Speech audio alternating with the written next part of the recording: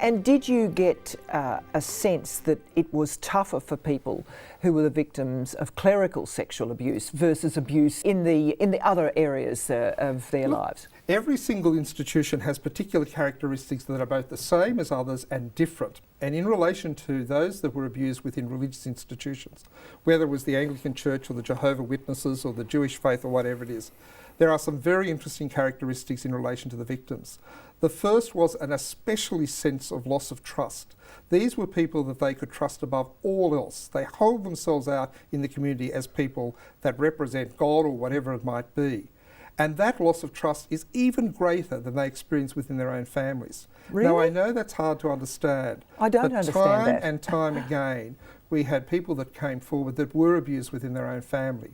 But the profound effect of being damaged and injured by a minister or a priest or a brother was extraordinary. And that was something I didn't understand, but I've done so many where that was the case. The second was they not only say they were robbed of their childhood, but they were robbed of their faith. Now, for devout families, the strange phenomenon is that devout families were some of the highest risk families in relation to these matters.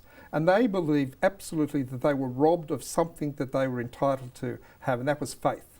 Not robbed just of the religion, but of faith itself. And curiously, many of them later on in life are seeking that out. Not necessarily the religion, but the faith.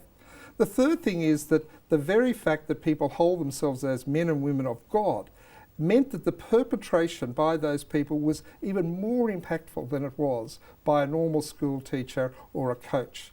Now again, it's hard to understand this, but I can only reflect on what we were told by the victims.